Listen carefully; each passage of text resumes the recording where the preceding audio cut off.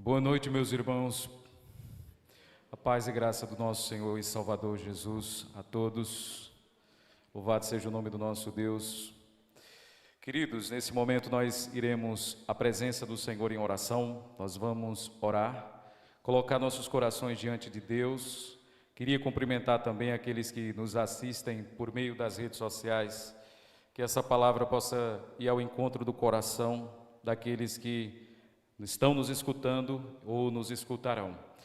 Oremos ao Senhor, irmãos. Pai bondoso, Pai misericordioso, Deus das consolações, nós estamos, Senhor, diante da presença santa e divina do Senhor, reconhecendo, ó Deus, que Tu és o Rei soberano, que domina sobre toda a terra, e toda a terra, Senhor, está cheia da Sua glória. O Senhor domina sobre a natureza, o Senhor domina sobre os homens e o Senhor domina sobre os anjos. Nós cremos, Senhor, que Tu és Rei verdadeiramente e nós somos súditos Teus, Senhor. Nós pertencemos a Ti por criação e nós pertencemos a Ti por redenção. Por isso, ó Deus, nos alegramos de saber que somos governados pelo Senhor. O Senhor rege, dirige, guia, preside, Senhor, a nossa vida. E nós cremos que o Senhor governa todas as coisas com justiça. Que nessa noite de hoje possamos deslumbrar os nossos corações ante, Senhor, o Teu reino santo de justiça, que foi plantado, Senhor, pelo nosso Salvador e está progredindo ao longo da história. Nós temos pensado sobre isso e o nosso coração se alegra, Senhor, por saber que o Teu reino está subjugando o império das trevas, até o dia da sua consumação final, quando todos os inimigos forem destruídos, e o último deles será a morte na ressurreição do corpo. Por isso, ó Deus, nós louvamos o Teu nome pela divina oportunidade de poder meditar nas verdades eternas do Senhor. Em nome de Cristo Jesus. Amém. E amém. Irmãos, nós vamos abrir as Escrituras. Você que está com a Bíblia em mãos, por favor.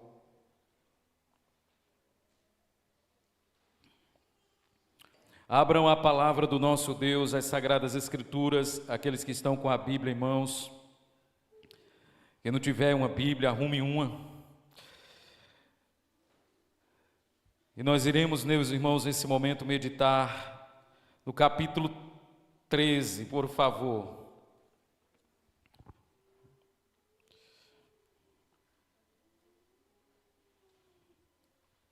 Evangelho de Jesus, segundo escreveu Mateus, capítulo 13, verso de número 33. E hoje nós iremos falar sobre o fermento na massa. Tá certo, irmãos? Hoje nós iremos falar sobre o fermento na massa diante das parábolas do reino. Somente um verso bíblico, né, irmãos, que nós iremos ler neste momento, tá certo?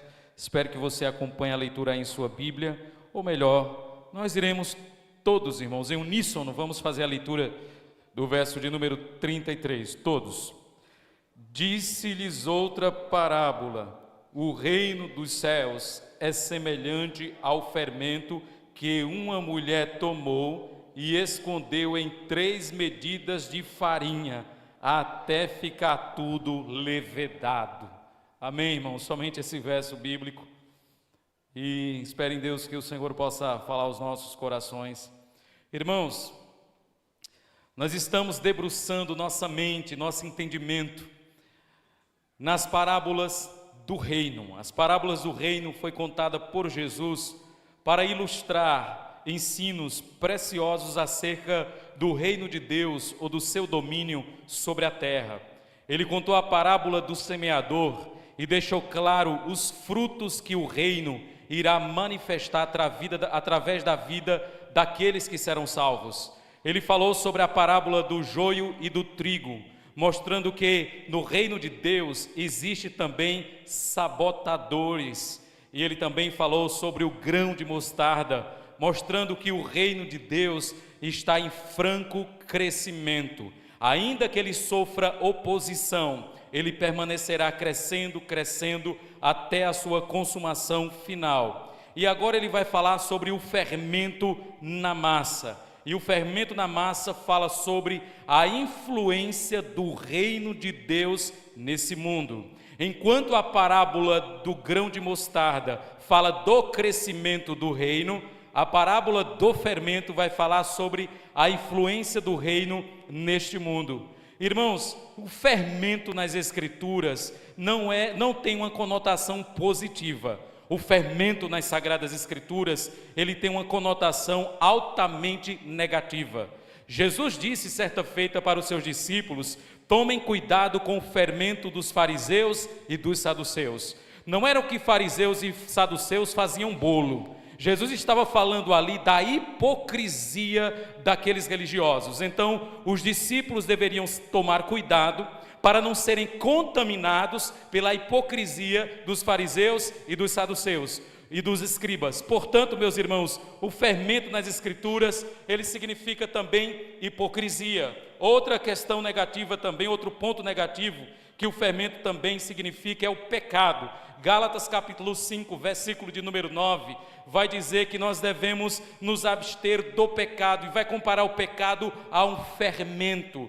E lá em 1 Coríntios capítulo 5, verso de número 7, vai tratar o fermento como impureza. Então, nas Sagradas Escrituras, de modo geral, o termo fermento, ele tem uma conotação altamente negativa. Fala sobre hipocrisia, fala sobre pecado, fala sobre impureza, fala sobre aquilo que é ruim e sobre aquilo que é mal. Portanto, meus irmãos, se o ensino geral das Escrituras sobre fermento é algo mal, será que aqui nós deveríamos também interpretar esse fermento na massa como algo mal? Alguns estudiosos das Escrituras irão dizer que na verdade o reino de Deus é o bolo, ou aquela massa, melhor dizendo, e o fermento é a infiltração do mal no reino de Deus. Parece fazer um certo sentido isso. Entretanto, muitas vezes, a Escritura Sagrada, ela vai usar coisas negativas para tratar de coisas positivas. Por exemplo, um ladrão tem uma conotação negativa ou positiva? Negativa. Mas Jesus disse que quando ele vier, ele vem como um ladrão. Então, ladrão agora aqui não tem uma conotação negativa, ele tem uma conotação positiva. Serpente nas Escrituras tem uma conotação negativa ou positiva? É negativa, porque aponta para quem? Para o diabo, para Satanás. Mas Jesus disse que assim como Moisés levantou a serpente no deserto, convinha que o Filho do Homem seja levantado. Então a serpente agora aqui, ela tem uma conotação positiva. Então perceba que coisas que têm uma conotação negativa nas Sagradas Escrituras, dependendo do contexto, pode ter uma conotação positiva. A gente viu, por exemplo, a questão do ladrão, a questão da serpente, que também tem conotação negativa, mas dentro dos versos bíblicos citados, tem conotação positiva. Então o fermento aqui, meus irmãos, embora em vários versos das Escrituras ele tem uma conotação altamente negativa, aqui, nesta parábola, ele tem uma conotação positiva. Portanto, meus irmãos, veja o que diz o verso bíblico da palavra do Senhor. E disse-lhes outra parábola: o reino dos céus é semelhante. Irmãos, esse termo é semelhante, ele é muito importante. Quando o termo é semelhante aparece nas Escrituras, é que Jesus está fazendo uma comparação. Todas as comparações que ele usou para falar do reino de Deus é uma linguagem analógica. O que seria uma linguagem analógica? É uma linguagem comparativa, nunca uma linguagem exata. Nós conhecemos a Deus, o reino de Deus e os mistérios do reino através de uma linguagem analógica, nunca uma linguagem exata, porque o nosso vernáculo, a nossa língua, ela é muito pobre para poder descrever os mistérios profundos do reino de Deus. Por isso que ele vai usar o termo semelhante a um semeador, semelhante a um grão de mostarda, semelhante ao fermento na massa, semelhante a um tesouro no campo. Então é uma comparação que ele está fazendo com o reino de Deus. E ele vai pegar agora o contexto doméstico de uma mulher que faz pão, de uma mulher que faz bolo para falar do reino de Deus. É Jesus pegando história do cotidiano, do conhecimento das pessoas,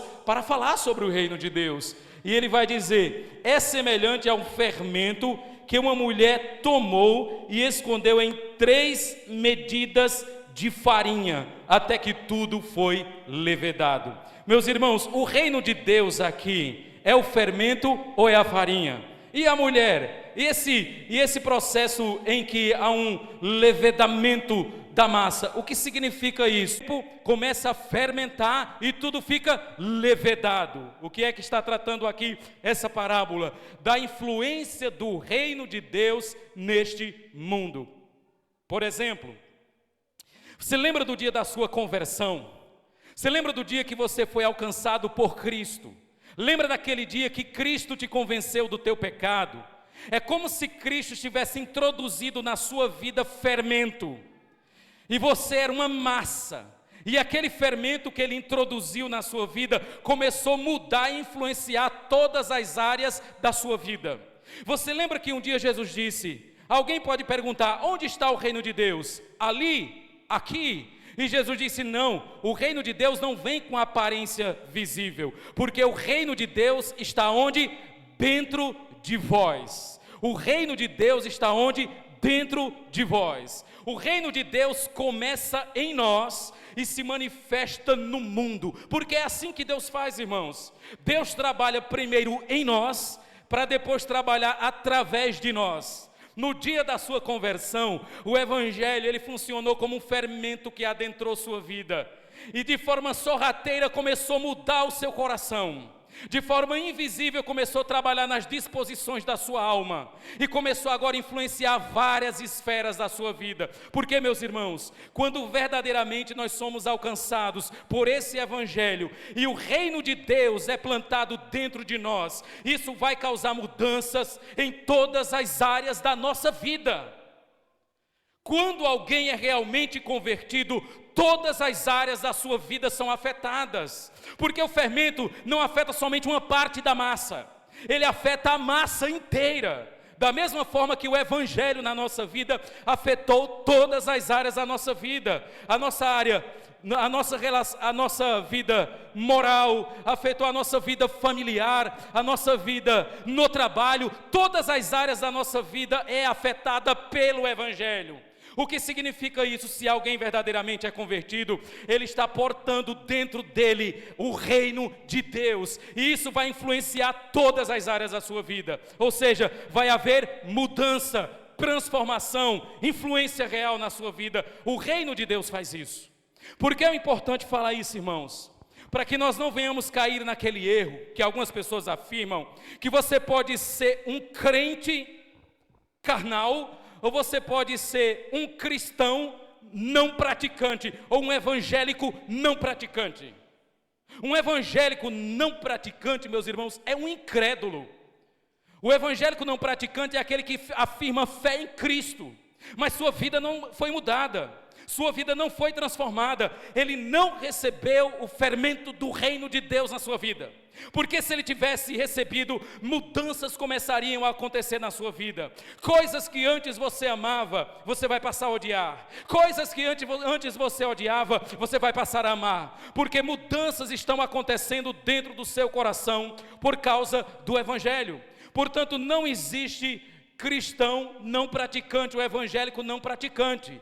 Eu não quero saber, meus irmãos, o número do IBGE. Nós não devemos ser crentes de IBGE, complementar um número em uma cartilha. Não, nós precisamos verdadeiramente ser crentes, transformados pelo evangelho. Porque as transformações que ocorrerão no mundo, ela vai partir da nossa própria vida. Deus colocou o reino de Deus dentro de nós, e agora esse reino de Deus é manifestado nesse mundo através de nós. Você era uma massa amorfa, e o Deus enviou para o seu coração o fermento do evangelho, e você percebeu mudanças sutis acontecendo na sua vida. A regeneração, meus irmãos, faz parte desse processo de mudança. Na verdade, a regeneração é esse momento inicial onde Deus está trabalhando nas disposições do nosso coração. teólogo presbiteriano Louis Berkhoff, ele vai dizer que a regeneração é uma obra subjetiva de Deus no coração do homem. Ela não é perceptível ao olhar humano, mas ela é experimentada por aquele que a recebe. Deus está trabalhando no nosso coração e nos mudando, e de repente isso vai afetar todas as áreas da nossa vida. Você pode dizer: pastor, eu sou um crente verdadeiro, eu já entreguei minha vida profissional para Cristo conduzir, eu já entreguei minha vida moral para Cristo conduzir, agora minha vida familiar não, pastor, minha vida familiar eu tenho que conduzir.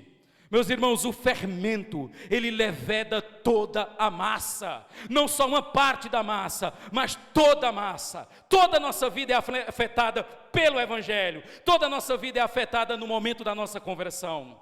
Mas não só isso, irmãos. Quando Cristo, ele planta dentro de nós o reino de Deus, e esse reino de Deus vai avançando nesse mundo, porque as pessoas estão se convertendo. Hoje tem mais cristãos do que tinha no primeiro século da era cristã. O que acontece? Qual o impacto do crescimento do reino na sociedade? Será que há um impacto na sociedade quando o reino de Deus cresce e avança? Será que há impactos sociais? Ou será que a igreja vive ali fechada no seu gueto religioso e não influencia em nada esse mundo? Não, irmãos, há influência sim. Se um cristão verdadeiramente é transformado, ele vai ser um bom patrão, ele vai ser um bom empregado, ele vai ser um bom médico, ele vai ser um bom advogado, ele será um bom engenheiro, ele será um bom gestor, porque a vida dele agora é guiada pelos valores do reino de Deus aonde ele está. Nós precisamos tomar cuidado, porque existe um discurso político aí fora que diz que o cristianismo deve ser vivido somente dentro da esfera da igreja. Não, irmãos, a fé cristã, ela deve ser vivida no ambiente público. Se eu sou um cristão, eu carrego minha fé para o ambiente público. Se eu sou um político, eu serei um político honesto, que vou buscar, acima de tudo, o bem do povo. Se eu sou um advogado, eu não vou mentir para angariar recursos. Então perceba que se eu verdadeiramente sou um crente, isso vai ter impactos sociais. Por exemplo, a gente vê as pesquisas do IBGE, o número de evangélicos está aumentando no Brasil e vai superar o número de católicos romanos. Mas o Brasil é marcado por corrupção, por desonestidade, é conhecido como o país do carnaval. Irmãos, onde há realmente conversão verdadeira, há uma transformação real, não só na nossa vida, mas onde nós estamos. A nossa família não é mais a mesma, a nossa forma de lidar com o trabalho não é mais a mesma, porque a nossa ética agora é uma ética diferente, não é uma ética da conveniência, não é pragmatismo, mas nós temos princípios morais absolutos que guiam nossa vida em todas as áreas. E isso, meus irmãos, vai causar um impacto na sociedade. Deus está trabalhando no seu coração com o Evangelho, e por meio da sua vida, Ele agora vai influenciar aonde você está. Irmãos, quando houve a reforma protestante no século XVI, que houve uma redescoberta das doutrinas que estava soterrada nos trapos do papado, sabe o que foi que aconteceu? Não houve somente uma mudança na mentalidade teológica, houve um impacto na sociedade. Depois que houve a reforma protestante, sabe o que aconteceu? Escolas começaram a ser criadas, escolas começaram a ser fundadas, uma preocupação com aquele desfavorecido. Eu não sei se você sabia, mas foi através do cristianismo que nós experimentamos avanços grandiosos na nossa civilização. Se não fosse o cristianismo, irmãos, o que seria da civilização ocidental, se não fosse a fé cristã? Se Jesus não tivesse vindo a esse mundo e implantado o reino dele, como seria esse mundo se Cristo não tivesse pisado nele? Como seria esse mundo? E aqui, meus irmãos, eu quero especular com você. Como seria se não fosse? Como seria esse mundo se Cristo não tivesse pisado aqui? Se Ele não tivesse vindo a esse mundo? Uma vez que os grandes avanços que nós temos na sociedade veio do cristianismo, como seria esse mundo? Primeiro, meus irmãos, se Cristo não tivesse vindo a esse mundo, todo mundo aqui ia para o inferno. Esse é um ponto importante. Todo mundo aqui ia para o inferno. Esse é o primeiro e talvez o maior problema de todos. É que se Cristo não pisasse nesse mundo, você iria para o inferno. sofrer por toda a eternidade. Se Cristo não viesse a esse mundo, nós não aprenderíamos o valor que há no perdão. Se Cristo não viesse a esse mundo, nós não aprenderíamos o valor da misericórdia. Nós não aprenderíamos o valor do alto sacrifício. E vou mais além, meus irmãos. Quando o cristianismo foi plantado nesse mundo, ou o reino de Deus foi plantado nesse mundo, mudanças aconteceram. Eu não sei se os irmãos sabiam, mas no primeiro século da era cristã, mesmo o Império Romano, que era considerado um povo civilizado, eles tinham, por exemplo, esportes sangrentos, como os esportes dos gladiadores das arenas do Coliseu Romano. Eu não sei se os irmãos sabiam, mas o que acabou com os jogos no Coliseu Romano foi a influência cristã. Foi a influência cristã que pôs fim aos jogos sangrentos nas arenas de Roma. Quando o imperador, ele dá liberdade de culto aos cristãos, e posteriormente o cristianismo é oficializado como religião do Império Romano. O Império Romano abraça o cristianismo como religião oficial. E sabe o que acontece? Os jogos nas arenas do Coliseu Romano, sabe o que acontece? Acabam. Os espetáculos nas arenas de Roma acabam. Irmãos, isso é maravilhoso. O cristianismo fez com que patrões que tratavam seus servos de forma severa começassem a tratá-los de forma humanitária. Sabe o que é isso, irmãos? A influência cristã. As universidades, as maiores universidades que tem no mundo, surgiram por causa da influência cristã. Yale, Cambridge, Harvard. Irmãos, as grandes universidades do mundo foram fundadas por cristãos. Perceba a influência do reino de Deus e o impacto social que ele está causando. Os orfanatos, os asilos, casas de passagem, tudo isso foi criado por cristãos. O amparo ao desamparado, ao desfavorecido, ao órfão, à viúva, a doentes. Irmãos, isso foi feito por cristãos. Em Roma, quando uma criança nascia deficiente, sabe o que os pais faziam? Abandonavam as crianças no Fórum de Roma. Sabe quem acolhia essas crianças? Os cristãos. Os cristãos pregavam as crianças deficientes e acolhiam essas crianças e começaram a criar orfanatos para cuidar dessas crianças. Os impactos, meus irmãos, culturais que houve quando o cristianismo foi implantado foi grandiosos. Irmãos, nós vivemos tempos difíceis no nosso país, mas pode ter certeza que não está pior por causa da influência cristã. O cristianismo, ele é como se fosse um sal, e ele demora o processo de apodrecimento, ele preserva. Então perceba que o cristianismo, ele causa impactos sociais grandiosos. Foi, meus irmãos, pregações como a pregação de John Wesley, que levou a Inglaterra de uma guerra civil.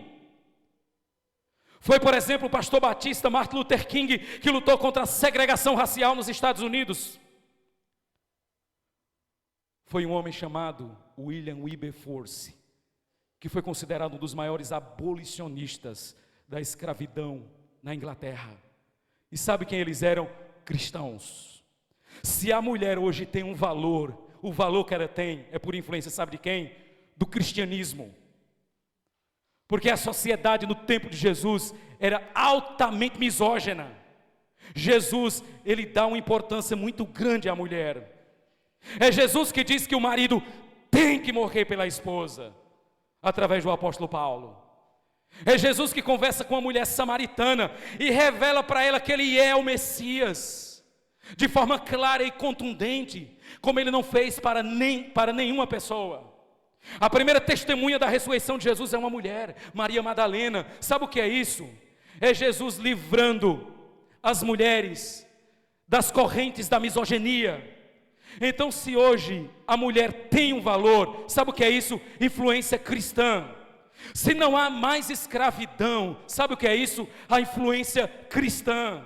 Se existem escolas, orfanatos, universidades, sabe o que é isso? A influência cristã. Hospitais, a influência cristã, irmãos.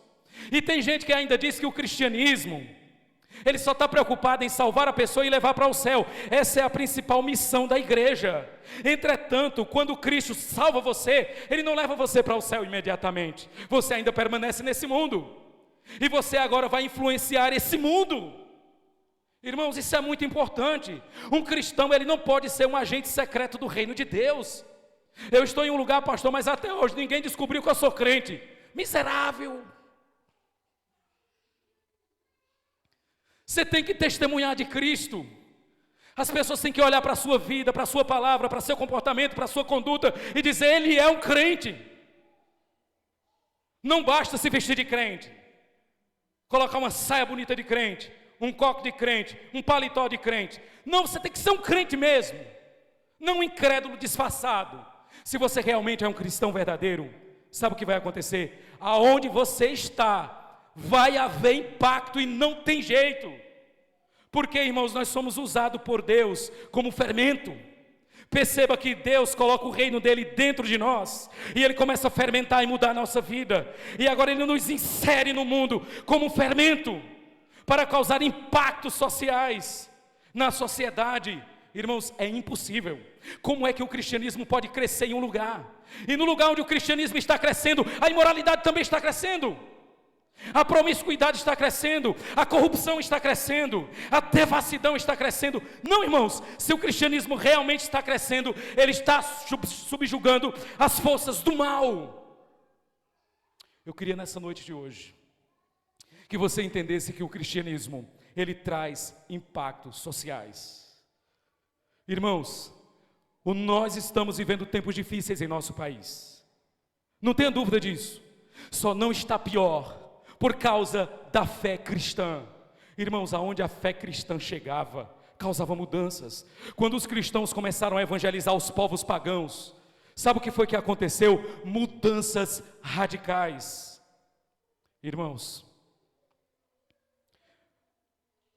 William Carey, ele é conhecido como o pai das missões modernas. Ele é um pastor batista, e ele foi para o interior da Índia pregar o evangelho.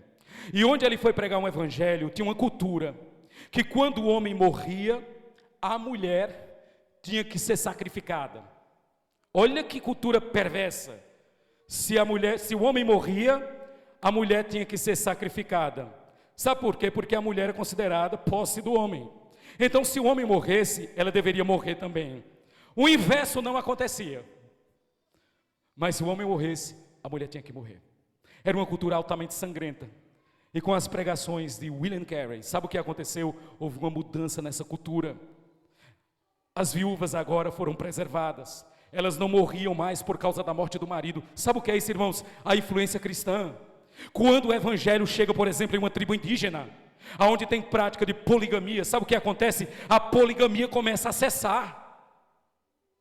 O cacique agora não tem mais 5 mulheres, ele agora tem que escolher uma. Sabe o que é isso? É a influência cristã. Irmãos, quantas tribos canibais não foram evangelizadas por missionários? E sabe o que aconteceu quando o evangelho entrou? Não somente trouxe esperança de salvação, como mudou uma cultura sangrenta. Então perceba, irmãos, que onde o evangelho chega, há mudança real. Nós precisamos entender que nós somos uma influência de Deus nesse mundo, porque Ele colocou o fermento em nós, e agora nós somos usados como fermento nesse mundo, para causar mudanças reais. O nosso cristianismo não pode ser um cristianismo apático, insosso, sem vida. Não, irmãos, onde nós chegamos, a mudança. Se você é um marido que se converteu, ainda que você tenha uma esposa incrédula, Paulo vai dizer que a esposa incrédula é santificada pelo marido crente. O que significa isso? O marido crente vai trazer impacto na família. Pedro vai dizer, se a mulher crente, casada com o marido ímpio, pelo bom procedimento, vai causar impacto no marido ímpio. O que é isso, irmãos? A influência cristã. Nós somos conhecidos como o sal da terra e a luz do mundo. O sal, ele preserva, ele dá sabor, ele dá sentido, e a luz brilha. A luz só brilha na mais densa escuridão. Então Deus colocou você nesse mundo para você brilhar. Deus colocou você nesse mundo como sal, para você ser uma influência nesse mundo. O fermento, meus irmãos, ele influencia de forma invisível. O fermento é a influência invisível do reino de Deus. A transformação que o reino causa e a predominância do reino na consumação dos séculos. Irmãos,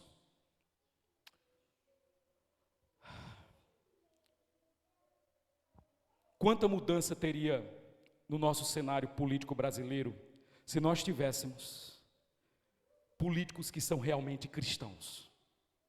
Ou não era? Se nós tivéssemos políticos realmente cristãos, quanto impacto isso não teria no nosso país? Se nós tivéssemos juízes que são cristãos, que sabem que Deus vai punir severamente juízes injustos, quanto impacto não teria no poder judiciário brasileiro? Quanto impacto não teria? Irmãos, se nós tivéssemos advogados cristãos honestos, quanto impacto isso não causaria? Irmãos, nós só damos valor hoje à vida humana, sabe por quê?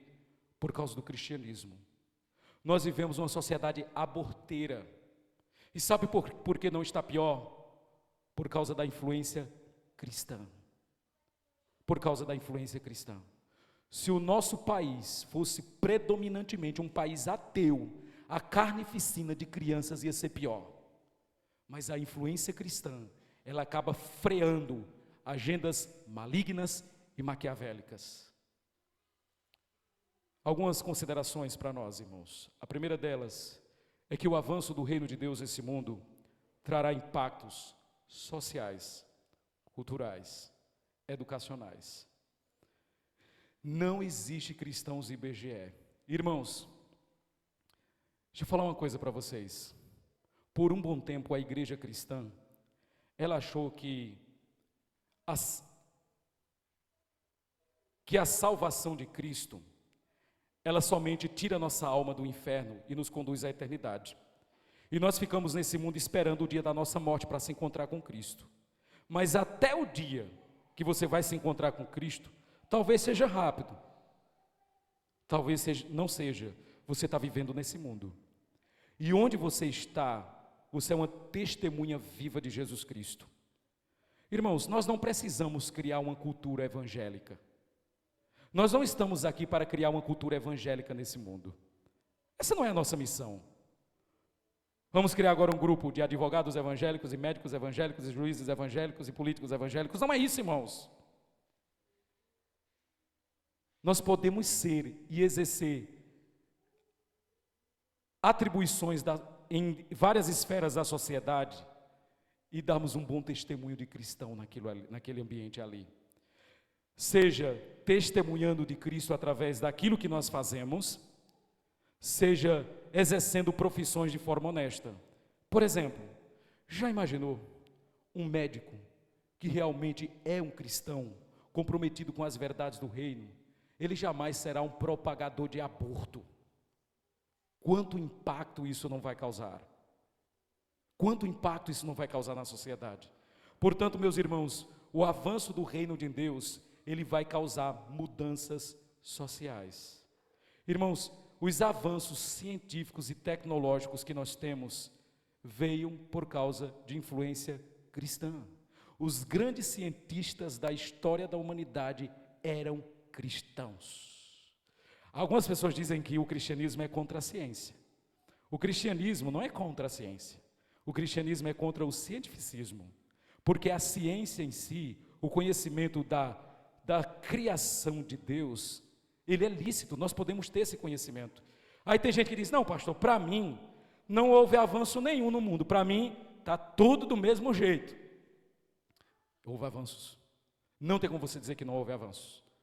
Irmãos, um mendigo hoje, que mora na calçada de uma cidade como São Paulo, no Brás, ele tem uma vida mais saudável do que um imperador romano.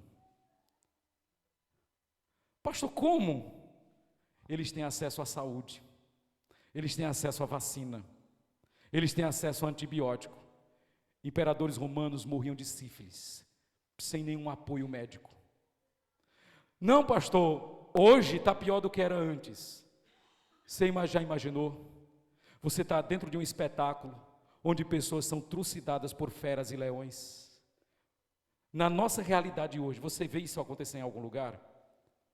Tem morte? Tem, mas não dessa natureza. Quer um grande avanço científico que houve? E que a nossa sociedade, ela é diferente do que era antes? A anestesia. A anestesia já vai fazer você, Senhor, obrigado. Você já imaginou o que é você extrair um dente sem anestesia? Você já imaginou isso? Você já imaginou o que é você fazer uma operação sem anestesia? Ou você acha que a anestesia, quando Deus criou Adão e Eva, Deus deu para ele a anestesia? Não, irmãos. A vida antigamente era mais difícil. Mas não tenha dúvida disso. Ou você e eu é privilegiado. Se você tivesse nascido, por exemplo, no primeiro século da era cristã, você estava frito. Você estava frito. Irmãos, eu vou falar isso aqui não, isso é muito pesado. Ele está filmando, né? Mas eu queria dizer uma coisa para você. Não diga que não houve avanços na sociedade. Houve. Sabe por que houve avanços? Por causa do cristianismo. Quem construiu a civilização ocidental foram os cristãos. Quem construiu toda a civilização ocidental foram os cristãos. Liberdade econômica. De onde veio o conceito de liberdade econômica, irmãos? De onde veio isso? Cristianismo. Max Weber foi um sociólogo que escreveu um livro chamado, que tem como título A Ética Cristã e o Espírito do Capitalismo. Quem foi que desenvolveu a ideia de propriedade privada? Foram os cristãos. Quem foi que construiu hoje a maior potência econômica e política do mundo, chamada Estados Unidos da América? Cristãos puritanos. Sabe o que é isso, irmãos? É a influência do reino de Deus nesse mundo. Portanto, a partir de hoje, tome cuidado, porque você olha para a sociedade hoje e você diz, hoje é muito pior. A gente tem uma mente saudosista, nossa mente é muito saudosista, sabe por quê?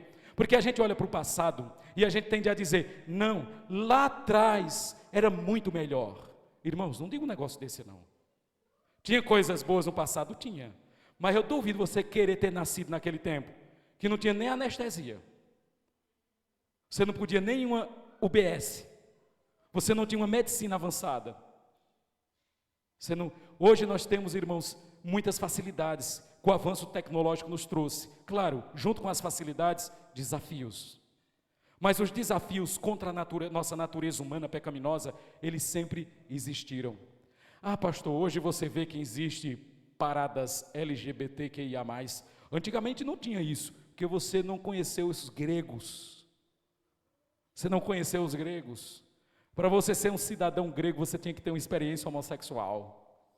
Então percebam, meus irmãos, que se nós temos experimentado avanços nas várias esferas da sociedade, isso aconteceu, sabe por quê? Por causa da influência cristã. E eu queria que eu também chamasse a sua atenção. Tem um grande estadista que já morreu, holandês, chamado Abraham Kuyper. Talvez os irmãos não conheçam ele. Ele escreveu um livro chamado Calvinismo, onde ele fala da influência do calvinismo na sociedade. E ele diz que na sociedade nós temos várias esferas. A esfera da educação, da família, da cultura, das artes, da igreja, política. E em cima dessas esferas nós temos Deus. E ele diz que Deus deve governar sobre essas esferas. Então ele entendia que quando você é crente e é convertido, você é salvo por Deus, você é enviado a esse mundo, não somente para pregar o evangelho, mas para causar mudanças nesses setores da sociedade. Mudanças positivas, é claro. Meus irmãos, na Idade Média, a Igreja Católica Romana, ela pensava da seguinte forma: tem a esfera da sociedade, a esfera da família, a esfera da cultura, da educação, das artes, e a igreja domina tudo isso. Kuyper disse, não, a igreja é mais uma esfera. Deus é quem governa sobre todas essas coisas. O que é o reino de Deus, irmãos? O reino de Deus é o domínio de Deus sobre todas as coisas. Isso é o reino de Deus, é Deus dominando sobre todas as coisas. Deus já domina na igreja. O domínio de Deus tem que se espalhar para as várias esferas da sociedade. Ah, irmãos, se nós entendêssemos a importância que tem essa parábola. Segunda conclusão, o reino de Deus também foi plantado dentro de nós e vai impactar todas as áreas da nossa vida. E aqui, irmãos, eu queria chamar a sua atenção. Se verdadeiramente o reino de Deus foi plantado dentro do seu coração, pode ter certeza que essa semente está fermentando na sua vida e ela vai levedar, ela vai causar mudança. Sabe o que é a ideia de tudo levedar? É a ideia de que o reino do fim vai dominar sobre tudo. Perceba uma quantidade ínfima de fermento numa massa. De repente, aquele fermento pequeno, ínfimo, invisível, influencia toda a massa até que tudo leveda. Sabe o que é isso? É o domínio soberano do reino de Deus na consumação de todas as coisas. E por fim, o reino de Deus não pode ser contido, e seu impacto será visível, não só na nossa vida, mas também no mundo. O reino de Deus não pode ser contido, e o impacto dele será visível, não só na nossa vida, mas será visível também no mundo. Meus irmãos, não faz sentido você dizer para mim, pastor, olha, na nossa família, só eu era crente, enfrentei situações difíceis, mas se converteu minha filha, meus 3 meninos, e agora é todo mundo crente, pastor, piorou. Não teve conversão disso aí, porque a ideia de uma família toda convertida, é que essa família vai mudar, seus princípios, seus valores. A mesma ideia na sociedade, uma sociedade, onde o número de cristãos se multiplicam, e eles estão adentrando as várias esferas da sociedade, vai haver mudanças, não tem jeito. O reino de Deus, irmãos, ele vai causar mudanças, e essas mudanças não podem ser contidas, elas naturalmente acontecerão. Eu queria nessa noite de hoje, que você abrisse sua mente com respeito a isso, e você olhasse para o reino de Deus, como um reino vitorioso. Irmãos, hoje nós não temos mais no mundo culturas onde você come carne humana. Nós não temos isso. Sabe o que é? Quem acaba com isso é o cristianismo quando ele chega. Não tem jeito, irmãos. Quando o cristianismo chega, ele acaba com tudo isso. Deixa eu falar uma coisa para você, só fechando esse momento. No último domingo eu cometi um erro, não foi um erro teológico, mas foi um erro de identidade. Lembra que eu falei que existe uma teoria, que existia uma teoria que o apóstolo André veio para as Américas evangelizar? Na verdade não foi o apóstolo André, foi o apóstolo Tomé. Existe uma teoria e existem indícios de que isso aconteceu.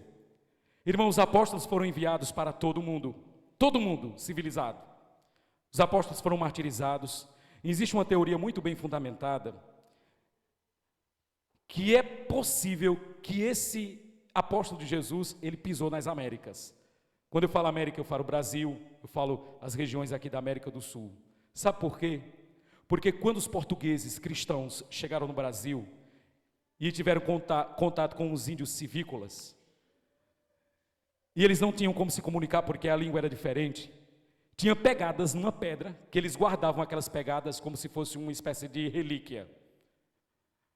E eles, todas as vezes que eles olhavam para pegadas, eles apontavam para uma cruz que os próprios índios tinham dentro da sua tribo. Como foi que os índios criaram aquela cruz?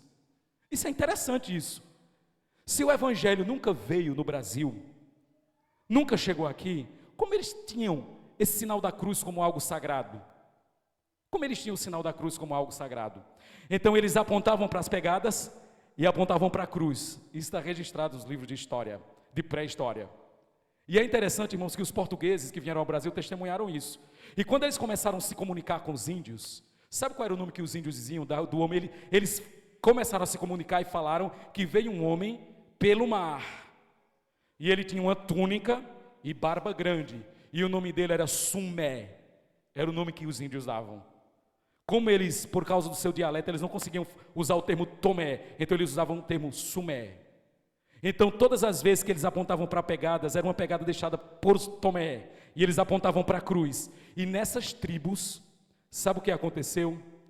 Existia um culto a uma única divindade, não tinha poligamia.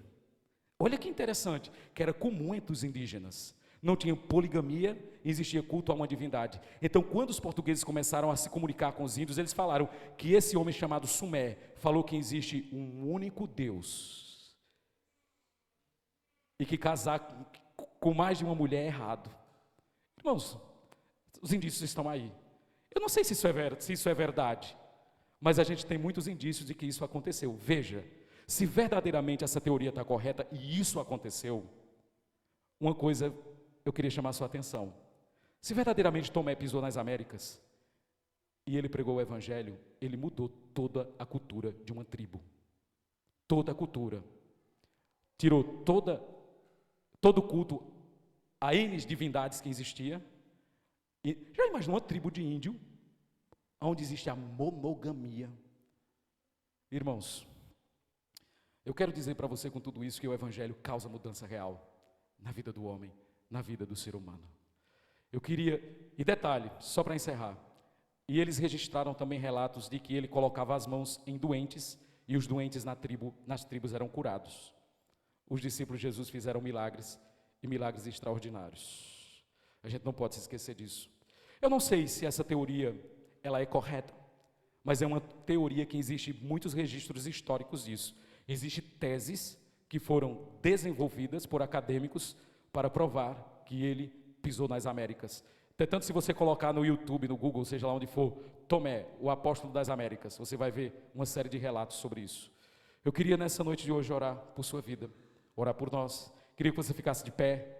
Irmãos, como é maravilhoso você olhar para o reino de Deus e ver que o reino de Deus, de fato, ele é vitorioso. Saber que Cristo nos salvou, nós temos vida eterna, mas Ele nos colocou e nos deixou nesse mundo ainda, para que possamos ser uma influência, não só na pregação do Evangelho, que é a principal missão da igreja, mas ser um verdadeiro crente aonde nós estamos, e causar impacto onde nós nos encontramos. Eu espero que nessa noite de hoje nós não tenhamos aqui nenhum agente secreto do reino de Deus. Não existe cristãos disfarçados. Irmãos, nós somos verdadeiramente cristãos, e precisamos testemunhar de Cristo.